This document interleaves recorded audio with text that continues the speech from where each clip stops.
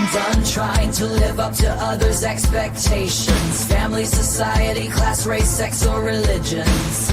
It's time to break free from the isms that make us feel like we're in prison. I'm ready to be unleashed as fuck. I'm ready to be unleashed as fuck. Tired of the madness, done with the sadness. Gonna break free and be unleashed.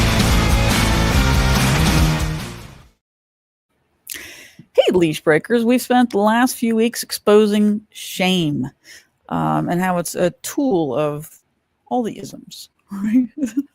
I don't know why I said the isms, but it's a tool of religion, patriarchy, schools, society, and it shows up in people pleasing, perfectionism, and in a lot of times, silence.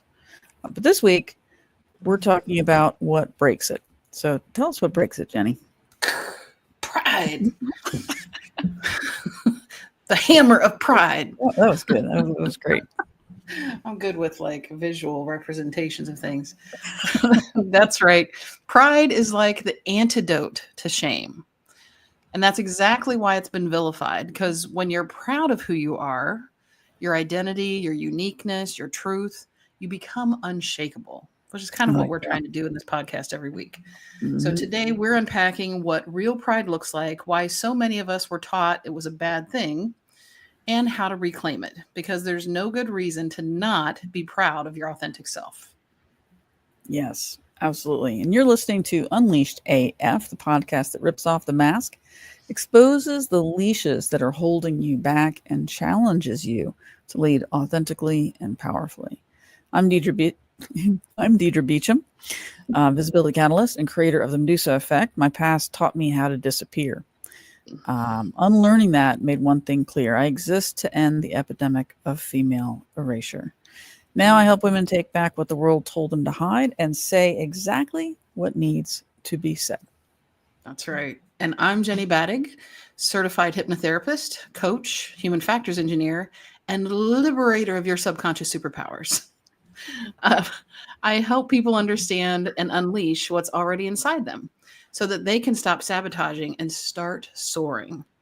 And together we are leash breakers, dream makers, risk takers. Don't you mess around with us. We are leash breakers, dream makers, risk takers. Don't you mess around. No. Obviously, I'm not looking at my notes. It's right there in the notes. It's all right. That was a new thing I did this week. So no, that was great. That was great. If you love what we're about, not if you love what I just did there, that little ditty, but if you love what we're about. But absolutely, if you love the ditty. Hit follow, subscribe, like all those things, and drop your thoughts in the comments or at unleashedafpodcast.com. We have a WWJDD page on our website that is an opportunity for you to let us know your feedback. WWJDD stands for What Would Jenny and Deidre Do? So it's an area not only for feedback, for suggestions, ideas for future topics on the show, things like that. So we are here to help expose the leashes, explore what it really means to be free, and to help you step into your fully authentic, unleashed life. Yeah, absolutely. And I absolutely love this topic that we're on today. We've been talking a lot about shame, but I love that we're going to talk about what breaks it up, which is pride. Yeah. But it's interesting. I don't know if you grew, how early, or do you remember at some point in your life when you were told that pride was sinful? Oh, well, I was raised Catholic, so. Oh. Pretty fucking early, as I recall. Right. So you're not supposed to have pride, right? It's all about having humility. Yeah. And what is really crazy about this, right, is there are so many other verses in the Bible that talk about, making sure that you're doing good work, making sure that you're doing work as if you were doing work for the Lord. And so in doing that, you would have to have some pride in what it is that you're doing in order to do so it is pleasing to the Lord. Mm-hmm. And so it's very, very contradictory, because women are told, I mean, in general, people are, if you go to church, but women are told specifically about how pride is such an incredible sin, that we need to have humility,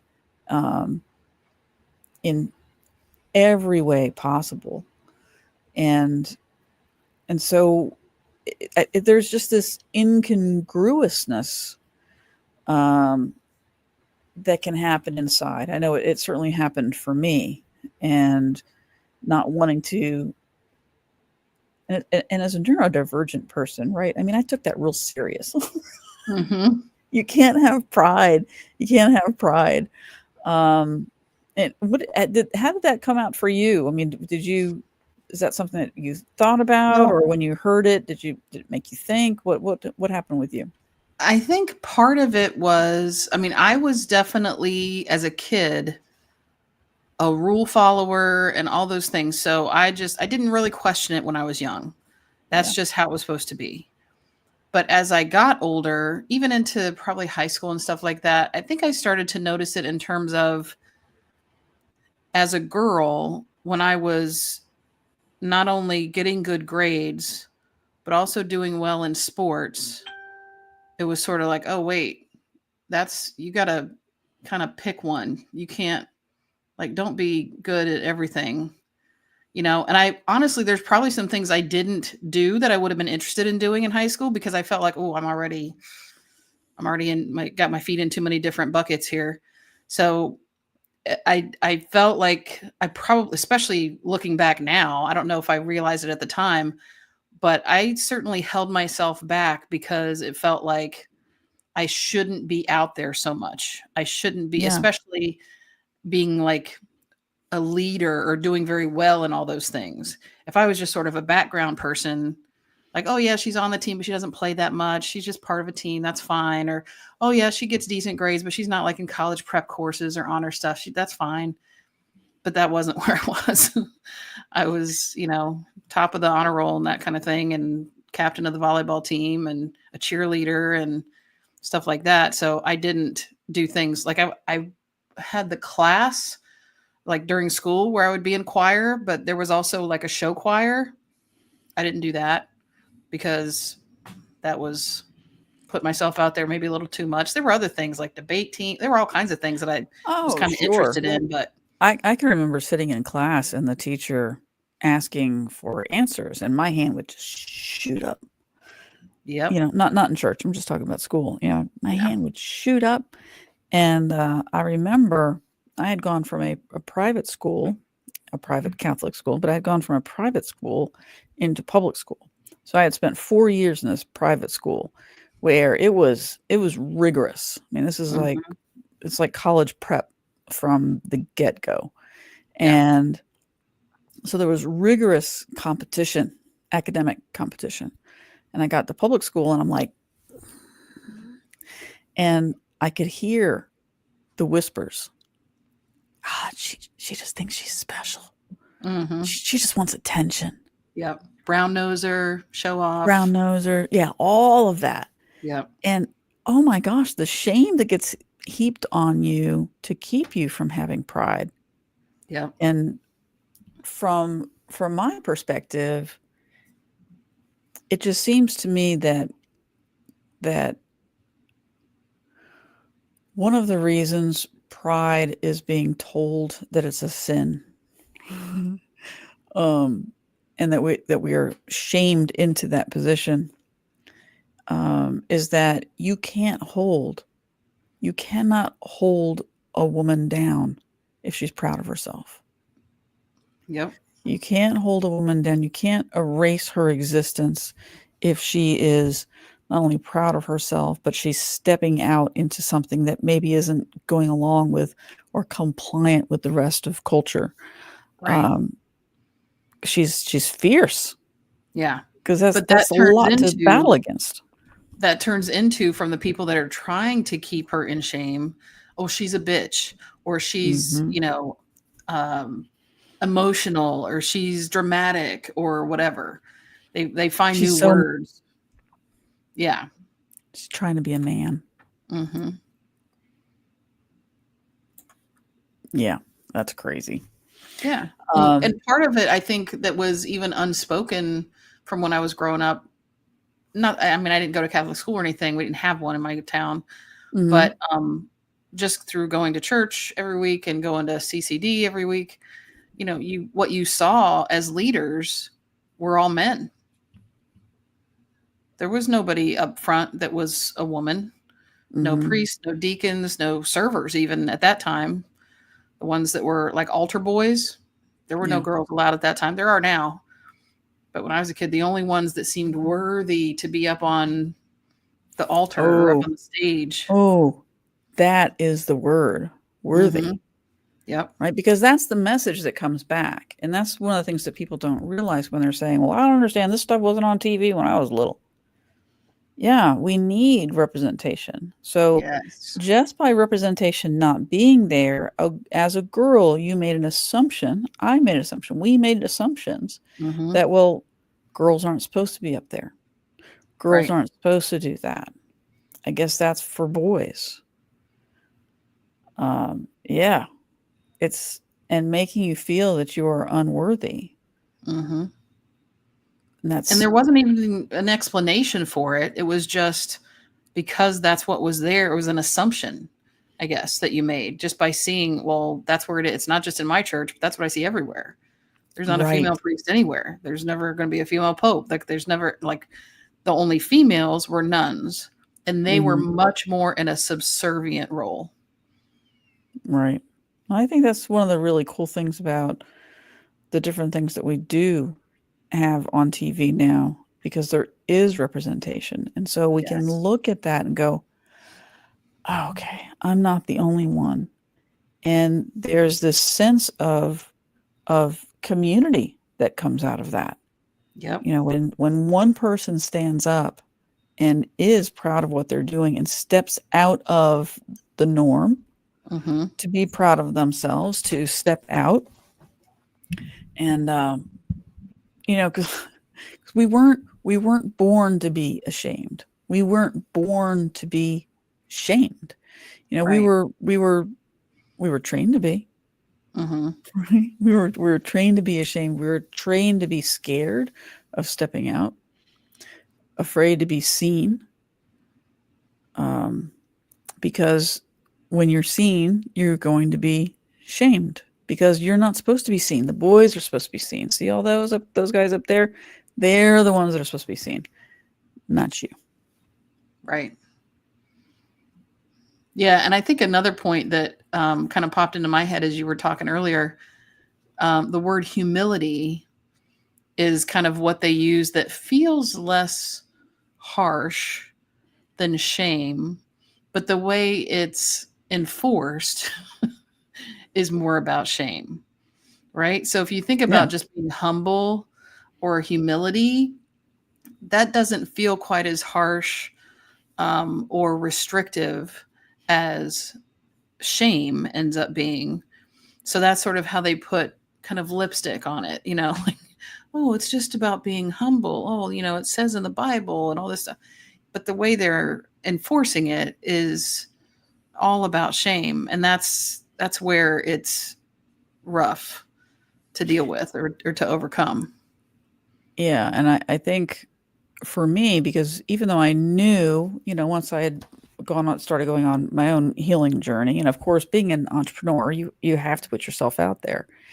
And so there's because of that whole idea of, you know, being seen, or what I should say is there's like this subconscious message that was happening inside of me that I still have to battle sometimes.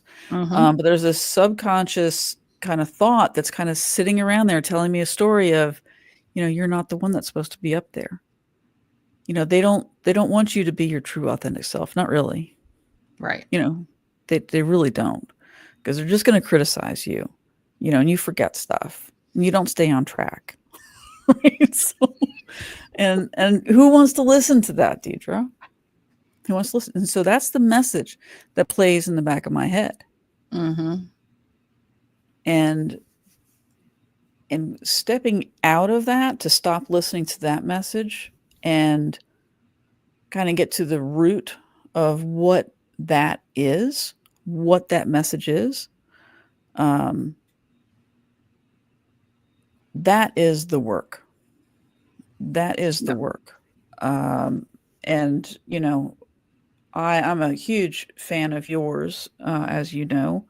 Anybody that's listened to any of our shows knows, because hypnotherapy made such a huge difference for me because it helped to kind of change those stories. And I had to figure out what those stories were first, Right. for me, the way I work. But then having a tape. I wonder if we should get one for Myra with everything she's going through right now. Yeah. But okay, I'm getting off topic.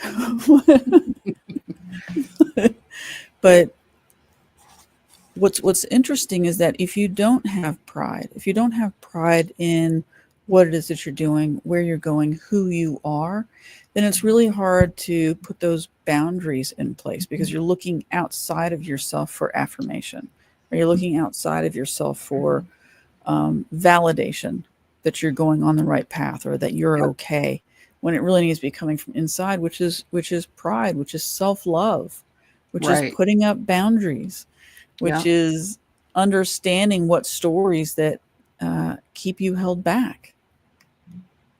Yep. Self-worth, self-acceptance, all those things that are, Yeah. you know, you can't rely on someone else to define your self-worth. You just can't. And yet we come across that all the time Mm-hmm. in varying degrees. Right. There's, you know, even powerful women. I've talked with some very, very powerful women, accomplished women who, you know, still have this little voice that goes on in the back of their head, maybe before they go on stage, or, you know, and they have near panic attacks before they walk out on stage. Near panic attacks when somebody says, well, I need you to do this 5-minute presentation. And it has nothing to do with how accomplished they are. They're amazingly accomplished. Just this little story that goes on in the back of their head. It's this Mm-hmm. programming. And eliminating that programming is so important in order to move forward. Yeah. And even when you think you may have it kicked, it can still creep up on you sometimes. I mean, I remember with you just talking about that, and this is a big thing that I think a lot of people struggle with is public speaking, right? I mean, it's one of the top fears that people have. And yeah, I think it's actually the number one above death is fear of public speaking. Yeah. Yeah. I didn't feel like I had much of an issue with that because my previous career, when I was an engineer, I ended up towards the end of it doing a lot of training, like in front of groups of people. And so I thought, hey, I mean, as long as I know the topic I'm talking about, I really don't feel bad about getting in front of people and talking. I don't care. I presented to management. I presented to people, you know, that were going to be the users of the software tool we were creating. Didn't bother me. And then, you know, fast forward like 5 years, and I was in a position to give a talk at Unity, the church that I was involved with. Mm-hmm. And I had developed the talk. It was about stuff that I was comfortable with. I believed in what I was saying. I was pretty comfortable with it. I'd never done it in public before, or even kind of other than just sort of reading through my notes. But man, that was the first time I recognized what I believe. I mean, I wasn't officially diagnosed, but I was having a panic attack the night before. And it was like, where is this coming from? And all I could think was, I got up in front of that congregation so many times and had nothing like scripted in front of me. I had to get up and do announcements, or I had to do lead a meditation. I'd done that before. I would talk about we're getting ready to pass around the plate to, you know, do the collection or whatever. All kinds of, I've been up in front of those people so many times, and I felt so respected by them and acknowledged and appreciated by them that I thought, where is this coming from? That I think I'm now all of a sudden so worried about getting up there and talking like this. I talk to them every week, but still, there was still something left in there that was like, well, something's different about this. This doesn't exactly match the things you've done before. So there's a reason to worry about it. So it definitely can still have like deep roots that you just haven't addressed yet. Yeah. Yeah. I mean, I pushed through. I did the talk, and it was great.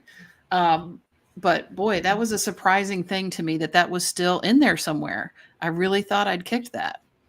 Yeah, that's one of the reasons I love that saying that I heard Shamika Tankerson say was, it's not new level, new devil. It's new level, same devil. Yep. So every time you go up in a level of either healing or overcoming something or stepping into something, that every time you do that, once you get there, give yourself time to acclimate, right? Your nervous system needs to get used to the new level, this new thing that you're doing.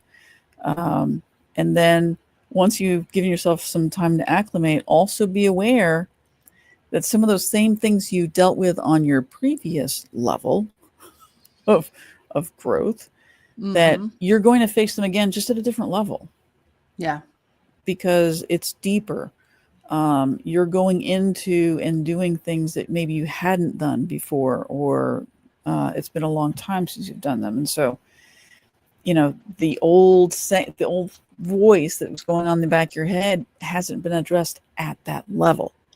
And so I used to think, oh my gosh, I'm broken because I thought I dealt with this stuff. And it turns out that it's okay that you've dealt with it. This is a new level. This is a new depth, and you are a new person. So now you get to go through it with the knowledge that you gained from overcoming it on the previous level. Yep. Yeah. Anyway, I don't know where that all came from. Yeah. Well, I mean, part of it was the idea of not being confident enough or feeling worthy enough. Yeah. Which I'm sure originally came from shame that got in there somehow. Being ashamed of the one that gets up in front of everybody and speaks, or being ashamed of whatever. There's a lot of interrelation when it comes to self-worth, feelings of shame, feelings of pride. Yeah, and being up in front of a crowd also makes you different, right? Because not everybody stands up in front of a crowd. Nope. Not everybody gets on video. Not everybody leads. And so in doing that, you are setting yourself apart and being different. Yep.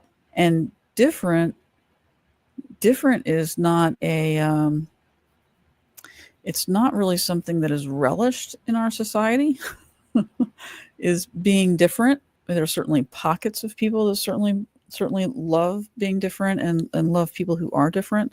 But in general, because of the way our system is created, through either capitalism, patriarchy, religion, schools, the way you raise kids, etc., that sorry, I had a notification come up and my mind just went squirrel. What was I just talking about? Shoot. I'm sorry. That's all right. I was going somewhere, and now it's gone. No idea. It's all right. It was impactful. I'm sure. It sounds like I'm sure it was making a difference for people listening. Yeah. The moment's over. So the moment is over. Oh, shoot. All right. Hey, well, I do have a video. Where are we? Do you want me to do the turning shame into pride? You want to pull up yours, or you want me to pull up one of mine? Here, I'll pull up yours. This is really cool. Jenny found this, and I haven't watched the whole thing. I just saw a little bit at the beginning. Here, let's put us up on the side.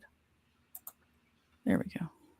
No matter what our reason is for deciding to reevaluate our relationship with alcohol or become a non-drinker, so many of us have feelings of shame or discomfort.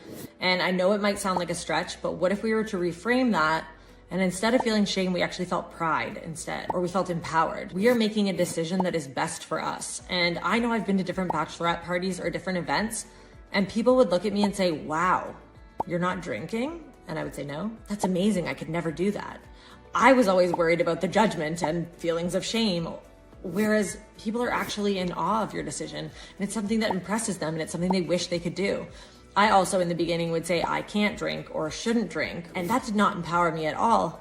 Whereas now, as Annie Gray says, without desire there's no temptation, I can say I don't need to drink, I don't want to drink, I don't have to drink. And how empowering is the reframe of that language?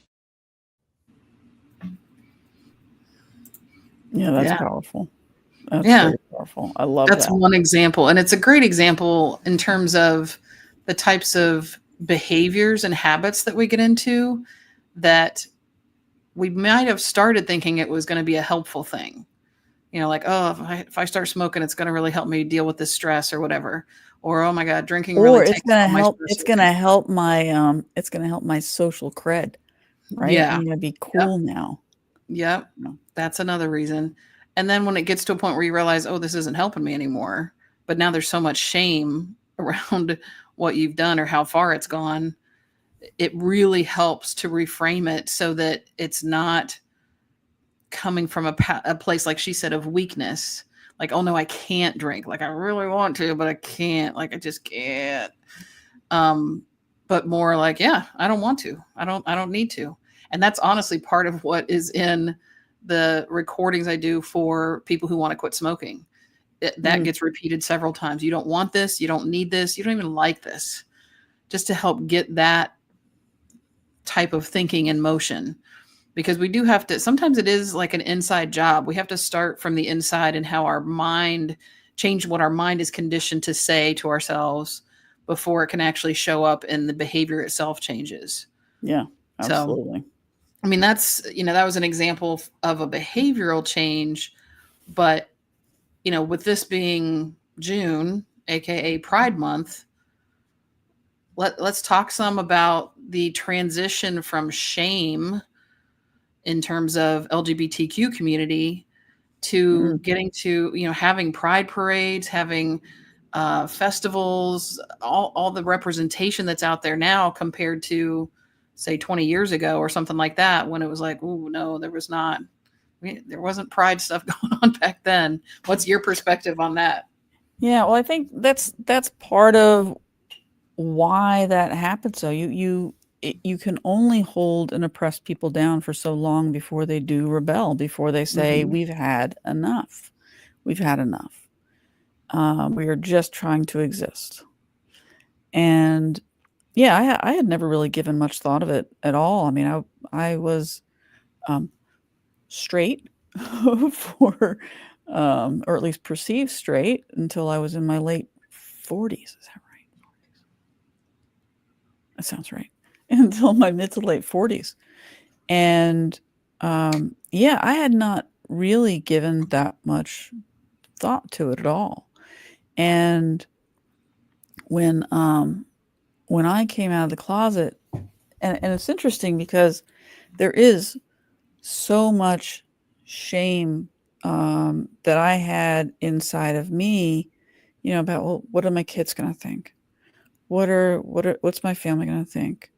What are my in-laws going to think? What are my clients going to think? I mean, there's and all of that's out there. All of that's Yep. external Yep. because that's where shame comes from. Shame comes from thinking about the judgment of other people. Yep. And then, of course, the judgment that we heap upon ourselves because we've been trained to do that. Hmm. And what I realized, and what I had to come to, what I eventually came to the conclusion of, is that at some point, compliance becomes too heavy of a burden to bear. Mm. And that if being compliant and making other people happy with your decisions, if that causes you pain, then it's not authentic and it's not sustainable. At Right. some point you'll crack. At some point you will crack. The nice girl training can only take you so far. All the things that they taught you to keep you small will eventually make everything kind of crack, because you're not meant to be small. Right? Right. You're meant to be larger than life, filling the space when you walk into a room. There are plenty of people out there who are women who want to be leaders, who are destined to be leaders. They can feel it inside of them. And, whether it's, I coming out of the closet like I did, or coming out and saying, this is not how I'm going to live my life. And I'm not going to, and so you put up boundaries. There's this, intense desire to put up boundaries. When I came out of the closet, the first thing I did was like, okay, there are certain people I just can't be around. Hmm. There are people that will destroy me from being around them. Mm. So I had to put that boundary up and separate myself, and then figure out who to let in, because Yeah. I could not live in that pain any longer. And so it's been much easier for me now. There's kind of like this transition stage. I stayed in this weird little shame cycle, even though it felt wonderful to come out. It was still like this big anticipatory event every time I told somebody. Mm. Every time I sat with a new friend, it wasn't like, hey, so this is who I am, and I just want to let you know. It was more like, I've got something to tell you. Mm. You're going to think about me after I tell you this thing. Even if you're not voicing those things out loud, you're thinking them. Right. And so, and I know it's kind of a long way around to answer your question, but I think that's why we see so much more now. One, we're so much more understanding that it's not an illness, that is, people are born this way. We have a lot more biology. We understand that people are born a certain way, and that's okay, and that we're all Mhm. different. Yeah. And Thank you, Lady Gaga, for letting people know right, people this way. born this way. But yeah, and so having representation, starting to have representation was just huge. And it's kind of like the ripple effect, right? So you have Mhm. one, and people come together and like, oh, this is amazing. And so it grows and it flourishes, and it's all about change. Yeah. And shame doesn't want anybody to change. Shame wants everything to stay the same. Shame wants everybody in compliance. Pride says, "Oh, look, this is who I am. I love who I am, and because of an outpouring of love for myself, I can also love other people. I can enjoy life and live freely." It is the opposite of shame. You cannot have pride and have shame, just like love destroys fear. Hmm. Pride destroys shame. Right. Yeah. And I think early on, still probably before there was representation and things like pride events, it helped that there started to be community, Oh yeah. right? I think Yeah, more people people, would in secret. Mhm. yeah, they knew each other, or there would be certain clubs that were more, gay friendly or whatever. And so, Or yeah, or you start wearing things that show that, you yeah, wear the backwards baseball cap. Maybe you have a carabiner on your belt, yeah. Or I little think, subtle things that kind of indicate wasn't who it you are. like at Disney? I think there were like gay days that where they would wear red shirts or something, and that's kind of how you knew. I don't know. Hmm. There's all kinds of different ways that you can some just sort of nonchalantly show that you're in community with other Mhm. people when there is sort of that shame that's still so strong and maybe harder to break through. And I think that becomes empowering the more you feel like, oh, I'm not alone. Oh, look how many other people are like me. And that's what can start to build up the momentum, I guess, to turn it not just to people starting to come out, but turn it into, you know what? Screw this noise. We're going to be proud, and so it almost catapults you to that Mhm. other side of the spectrum from shame to pride. Is like, no, we've been held down for too long. There's too many of us. You can't hold us down anymore. Boom, we're going to start having pride events, waving the rainbow flag, like in your face, we're here and you're not going to get rid of us. And I Which think I'm sorry. Well, which I think can be a great thing. Sometimes it's like you need that huge leap to make a difference in a short amount of time instead of slowly crawling things out. And I think maybe it did slowly crawl at first, and then it was like, whoo, now we're ready to jump. Let's do it. Yeah, and I Which think we're seeing something very similar with women right now. For so long, women were, in a lot of ways, not all, but a majority of women were compliant, with the social construct of what people thought a woman should be and who she should be and what she should be doing and when she should be doing it. Yeah. And again, you hold and oppress people down for too long, eventually they will bite back. And so I think, we're seeing a backlash right now of women saying, no, I'm proud of who I am. I'm proud of who I am as a woman. And you know what? I'm actually really powerful and I'm a great leader. And I can really make a positive change around here. Yeah. And my goodness, after this administration, I don't want to hear one word about a woman being too emotional to lead. Yeah. Just don't want to hear it. God. And so I think we're seeing that right now where women are standing up and saying, you know what? We're tired of this. We are proud of who we are. We love who we are. And we are in community with other people. And we don't need you to tell us what to do. We'd love for you to partner with us. I'd love to have a partner. But I do not want to be somebody's mom. Right. And I'm not talking about children, of course. I'm talking about spouses. Right. Absolutely. But I think that's what we're seeing right now. Yeah. And I think, part of that process has been other things that have provided community for women that were getting into leadership or positions that were typically male. I mean, having come from the engineering community myself, there was a society of women engineers. Guess what? There wasn't a society of male engineers because they didn't need a society. Yeah, they were the society. The engineers were male. Being in the office was the society. Yeah. Right. And then, to get into looking back on it, I was resisting the idea of going into leadership, like going into management when I was an engineer, partially because I felt like I'm already dealing with enough men right now to even just have conversations with about typical everyday engineering issues. But to go into management, which was even more male dominated, I was like, no, thanks. I'm just not, I don't have the energy for that.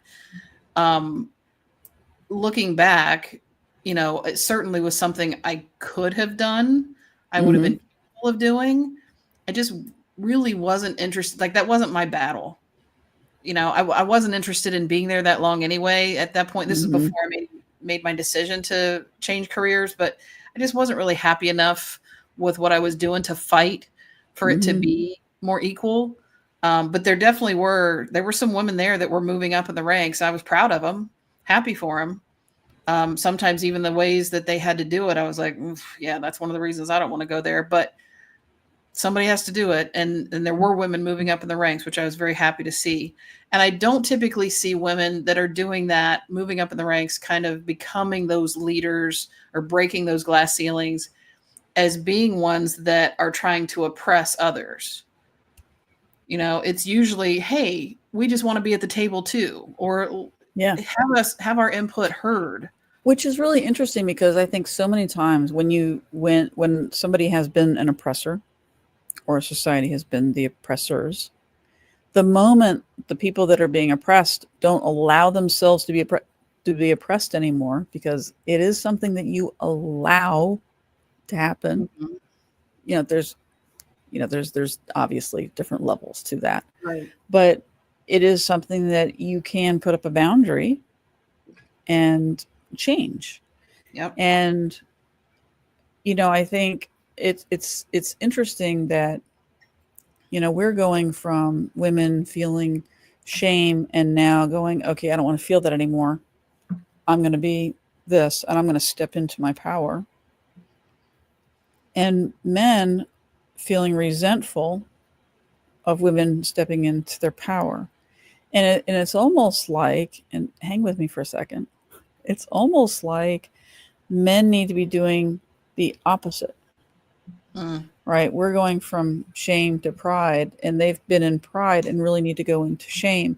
And I don't mean that they need to be shamed of everything they're doing. That's not what I mean.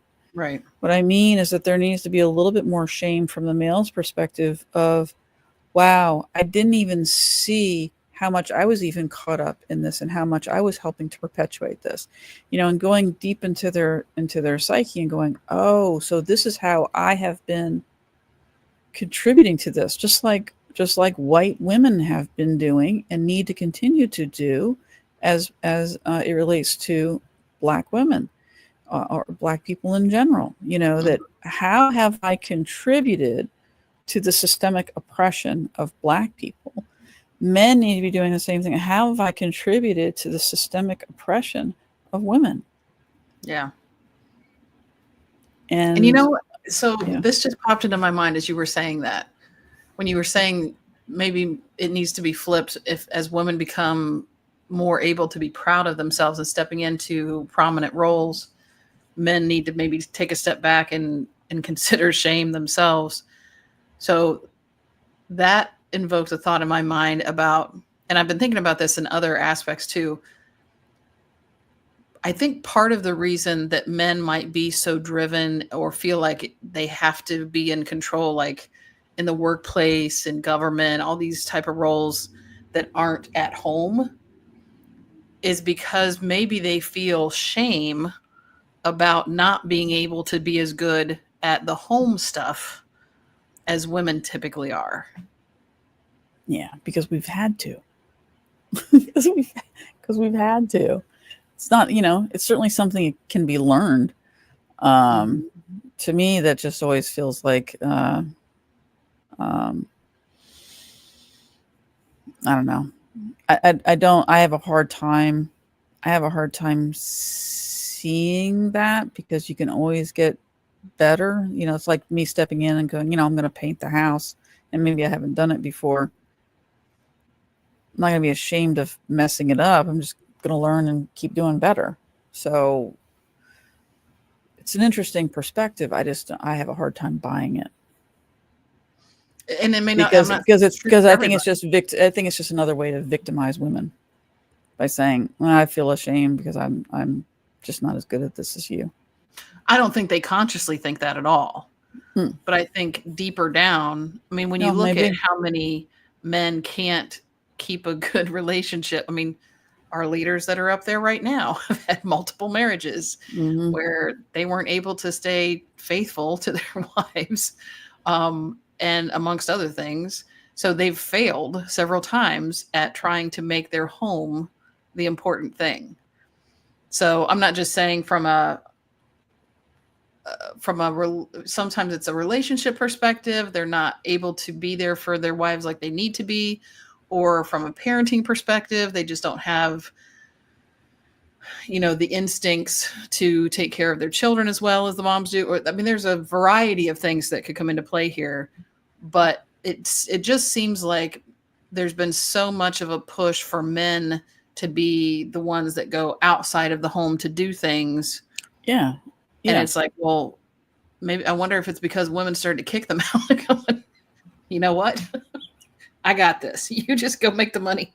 I'm going to take care of the kids because you're screwing everything up. Yeah. Except we both know that, until the 70s, you couldn't even have a credit card. You couldn't own property. Right. You couldn't, all these things. So it's funny to be amused about, but, it's a very real thing that, it wasn't that long ago that we got our rights, and that now there's an administration in office right now that is hell-bent on taking our rights away. And while people are like, no, it's not what he's doing, take a look at what he's doing, and he is. But that's not the focus of this episode. It just felt like it needed to be spoken. But yeah, see, where are we? We are at 3:45, so we should probably start wrapping up. What else do we have in here? You said you had another video? Oh, I do. Thank you. So this is interesting. This is a pastor just kind of talking about, and I know this is what I was wanting to talk about before, is that what you just talked about is a very clear example of why and how patriarchy hurts both the female and the male. right? So, for years, women were shamed and put into compliance mode, right? There were a whole bunch of rights we didn't have, and so we were in compliance mode. And so men, proud, we make all the money, and you stay at home and take care of everything, and I can be king all the time. And so as that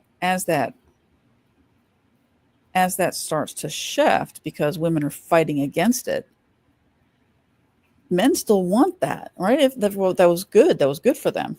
Mm-hmm. It was really good for them. And of course, not all men, but the men was like, yeah, that was good for them. And so now that it's getting stripped away, and calling it the male loneliness epidemic, which I think is just very ironic, because we're getting blamed again for something that men are doing, which is not doing the introspection work, which we've been doing for years because we had to. Yep. And now they have to. Mm. Both of them as a result of the rules of patriarchy. Because of the rules of patriarchy, we were oppressed. We had to fight. We had to figure out who we are, and we had to get the strength of character.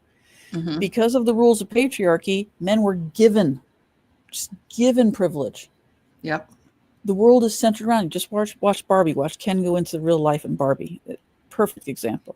Yep. And he just, that's been their life the whole life. And so when women are fighting against it, like, hey, wait, that's not how this works. Mm-hmm. Wait, and it can, I would imagine for some men who have just been living that, feel very confused. Like, why? My dad could have this. My uncle could. My grandpa did. Why can't I? What is going on? Mm-hmm. What do you mean I have to know who I am? What do you mean, dark night of the soul? What's wrong with you? Just get in there and do my stuff. Just, why can't it be the way it was? Mm-hmm. Yeah. Make America great again. And so, I think, patriarchy hurts both sides. And we're seeing the repercussions of that right now as women fight against being erased. We are done being erased. Yeah. And part of all of this we're talking about is what I do in Burn the Mask, because we try to find the messages that women are, still holding on to.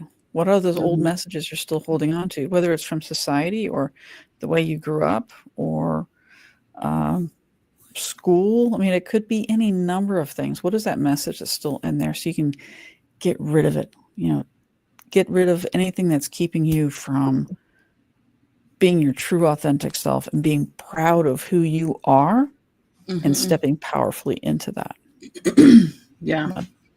And I have to say, I know that you talk about how you appreciate the recording that I've done for you before, but I also have to say I have truly enjoyed being on some of the, I guess, workshops or online webinars, whatever you want to call them, that you have done over the years, because they've been very interactive and so they end up being very practical and helpful in terms of, you get people involved. You're not just talking at people. It's a very interactive experience, and therefore I think very powerful for people to do. So definitely, if you've not ever, well, even if you have really been to one of Deidre's workshops. I do get return clients. Yes. Yeah. I mean, for people that haven't experienced it, you really should. But for people who have, you already know that you should go back and do more. So thank you. Yeah. So absolutely. So just so the tape that I have right here, Jesus. This video I have is actually, kind of going back for just a second. This is kind of the kind of messages that women get in church still to this day. This is recent. This is this year. This guy's name is Pastor Jack Traber, and he was in front of, I believe, hundreds of ministers, and had this to say. Did we miss anybody with a mug today? Any delegate with a mug? Nobody? Y'all got it? Good. We missed one right there. in the middle. Anybody else? Right over here. We've got one down here, girls. Come around here, girls. Over here. There we go. We're coming. We're coming. Right. That's it right there. These girls aren't too smart, but they are pretty, aren't they? Yeah.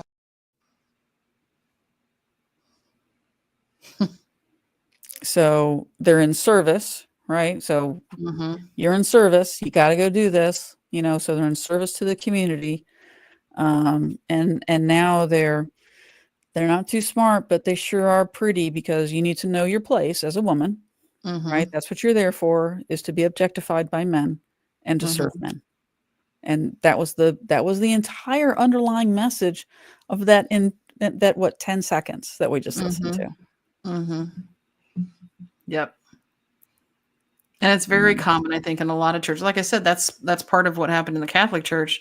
Nuns really are there to take care of the soft stuff, right? They're not there to be considered leaders per se. They're there to handle things like the Sunday school stuff, or childcare stuff, or preparing things for the priest, but not being the one that's out there preaching. It's all like behind the scenes support type of stuff. Right. So that was definitely pervasive through, my Catholic upbringing. Even whatever women were kind of in positions within the church, they were not leadership positions. By any stretch. So today we talked about pride and how pride can destroy shame. Now, it does take action. You can't just have pride and then magically things happen, right? It takes having boundaries. It takes kind of opening up your eyes and your mind to who you truly are, and your power and your authenticity, and overcoming those thoughts that are there that are not benefiting you. These tapes and records that are just sitting there playing on repeat, that make you act without realizing you're acting. So we have a challenge this week. Jenny, you got that? Sure. Yeah. So, as Deidre was just kind of talking about, or as we've been talking about throughout the show, you don't have to let your worth be defined by someone else. Oh my goodness, please don't. Yeah. It seems like that's how it almost comes in as the default when we're younger, because we're not sure how to define our worth. So we sort of default to letting others define it for us. You don't have to do that. You can decide for yourself whether you want to feel proud of something you've done.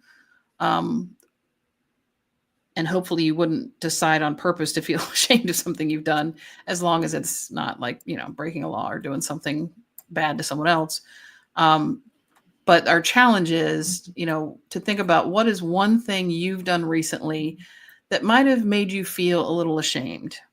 So just to think about something that's happened to you. And then once you come up with that as your own personal example, look for a way to reframe that so that you can feel a sense of acceptance or even pride instead. Sometimes it's difficult to go all the way from feeling ashamed to feeling proud of it. So acceptance is sort of a middle ground. If you can get yourself to acceptance, then the next step. Well, don't you think that pride is just that, radical self-acceptance? Radical acceptance. So you might have to go to like primary acceptance first, and then step your way up. You might need to take 2 steps to get to pride. That's fine. Don't beat yourself up about it. Don't be ashamed if it takes you 2 steps to get to pride. And honestly, that's one of the things that I see as being a challenge for people here, is when you're in a mindset of shame and trying to push yourself towards pride, it can feel like you're trying to take off, but you're on ice.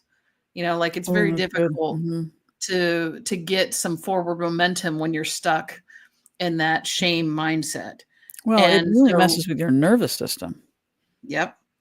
And so one of the things that I do feel can be helpful to at least get you nudged so that you're making forward progress is hypnotic recordings. And I'm in the process of developing a whole series of standard hypnotic recordings, customized hypnotic recordings are going to be even more powerful.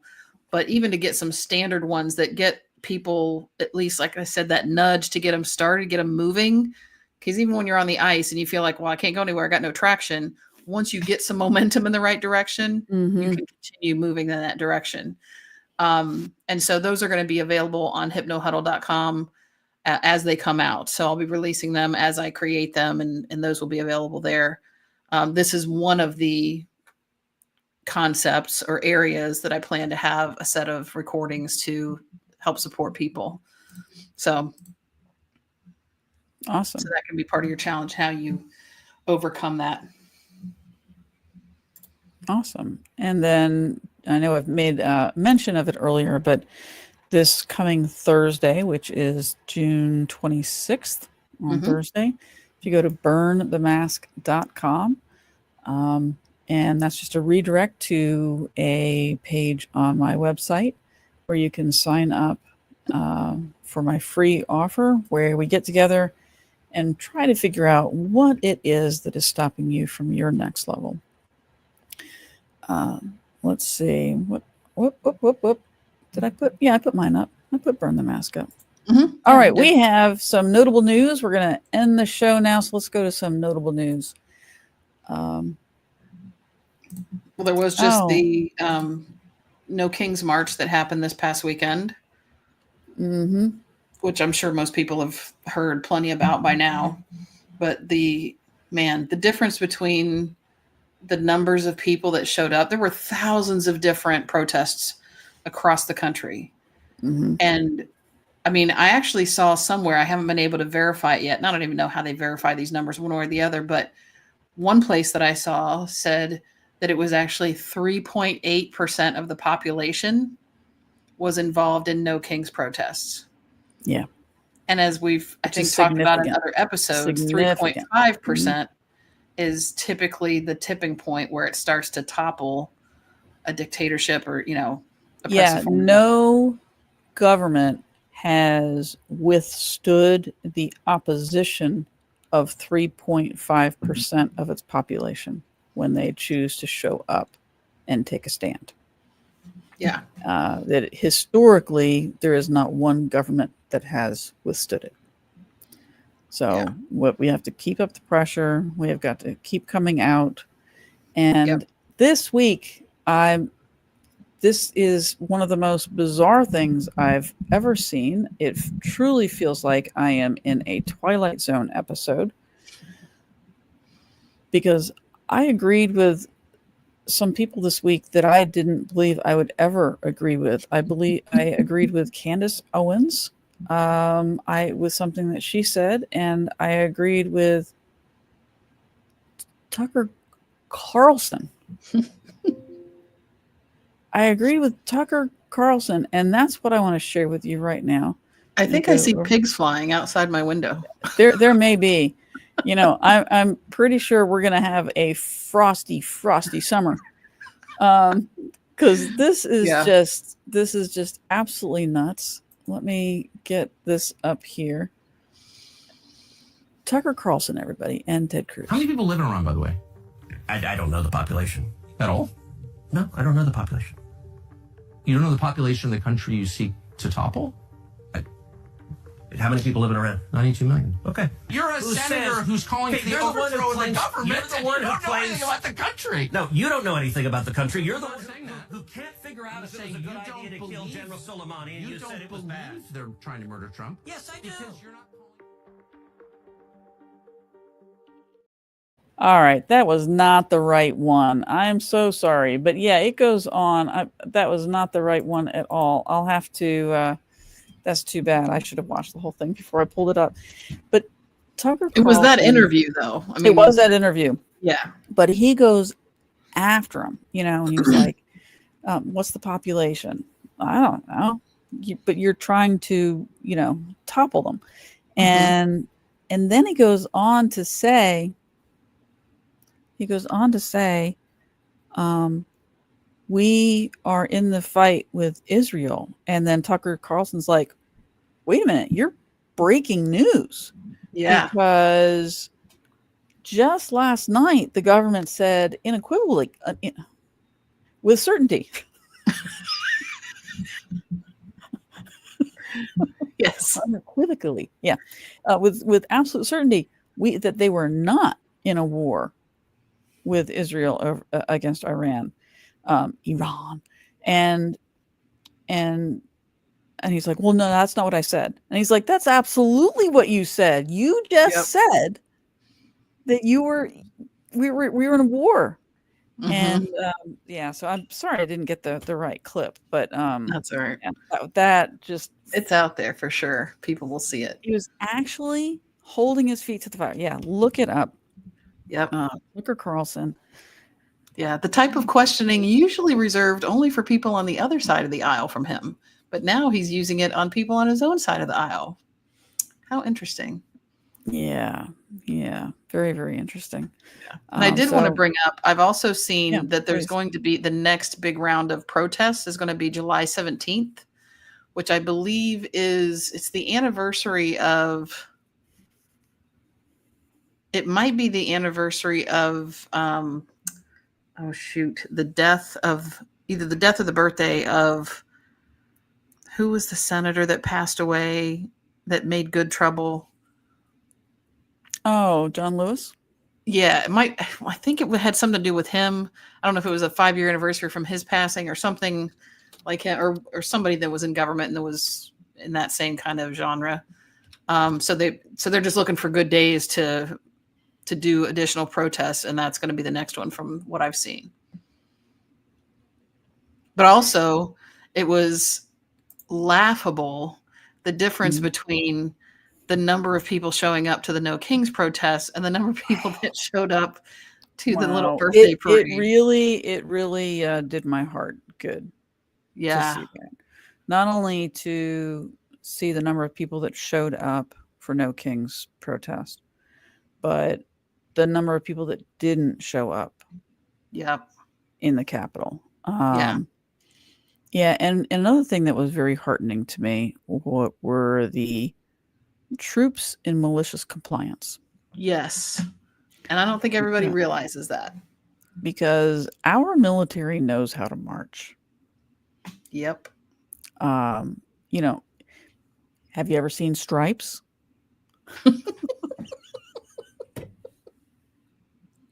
They know how to march. That's They proof, know right? how to march. Proof right there. Stripes. Seriously, if you've ever gone to any kind of military graduation, any kind of they know how to march. It's like it seems like it's one of the first things that they teach you. Yep. And these troops were not marching in step. And it was such a beautiful demonstration, if you're watching for it, that they were there. It wasn't the battle. It wasn't the battle to die on, right? We have to go to this parade. We'll go to the parade. We'll show the people that were with them by not being all. Instead, they were like, Yeah. Yeah. they showed I watched a video. I wish I had this one. I should have had this one. Where there was a video right behind a tank, and just watched the tank go all the way through the parade. And so they're at the top of the tank going like this. And then as soon as they get close to the podium, they're like, go on the other side of the podium, and they're just waving again. But no saluting, nothing. No. I mean, they just sat and went straight. Yeah. So it was very, very heartening to see. Yeah, and I heard that Trump ripped Hegseth a new asshole because of the tone of the soldiers in the parade, because they were too jovial and, smiling and waving and stuff like that. I don't even think he recognized that they didn't fucking stay in step. But he was like, "Oh no, they shouldn't have been. They should have looked more menacing and South serious." Korea, Yeah. they noticed because they did a whole video shaming the military and the president. Anyway, interesting times. Yeah. Interesting times. Yeah, for sure. Okay. Do we have anything else? Oh, and keep this in mind. Where are the banners? Here we go. Because there isn't going to be my understanding is there isn't going to be a huge announcement when it happens. It'll just be, please sign up here. And because they don't want to put, forecast it out there as the crazy, unstable government doesn't try to do something in opposition to it. So Right. please sign up there. That is for your upcoming sick days. And let's see, anything else? Well, I think it's still helpful to go to the please. 5 calls system, because some of this stuff with, Iran and things like that can be a smokescreen for trying to get that big, Beautiful, bad bill bad, bodaciously bad. passed. So, and we really don't want that to happen. And I think even the other measures that we've talked about in the past have still not passed the Senate. They passed the House, but not the Senate, I believe. So they're still I stuck haven't there. seen anything yet. So continue to call about those things. Don't let them fall off the radar, because if they become less of a issue there's public outcry about, then maybe they squeak it through. So we don't want those things to happen. So 5 calls is definitely a good thing. The 5050.1 I think is still a good thing to go to, that is keeping track of the protests that are happening nationwide. And then the other one that's probably one of our favorites is mobilize.us. Yeah, love mobilize.us. That has all kinds of activities. And not just the big protests, but different ways that you can get involved in the community. Yep. And you can kind of narrow it down based on the types of things that you're more interested in or more passionate about. So it's a really good one. Awesome. And next week, we're working on a couple ideas to bring to you. We haven't solidified one, but we'll be here with one. Yep. Apologize for not being here last week. Just had a little family emergency, but thank you so much for being with us this week. Thank you so much. If you enjoyed today's episode, subscribe, follow, share. Got a topic? Let us know. We actually did get a topic suggestion from one of the listeners today, which was to talk about mansplaining, especially as it relates to the medical field, and happily do that. I have a few stories to tell myself. And let's see. Oh, yeah, and that's at the website. Go unleashedafpodcast.com. Go to WWJDD, where you can fill out a form and let us know what you'd like to hear. And you want to close this out, Jenny? I certainly will. Just remember, you're not too much. You're not broken. The system is. You're unleashing. Keep going. The Unleashed AF. See you next week. I'm done trying to live up to others' expectations. Family, society, class, race, sex, or religions. It's time to break free from the isms that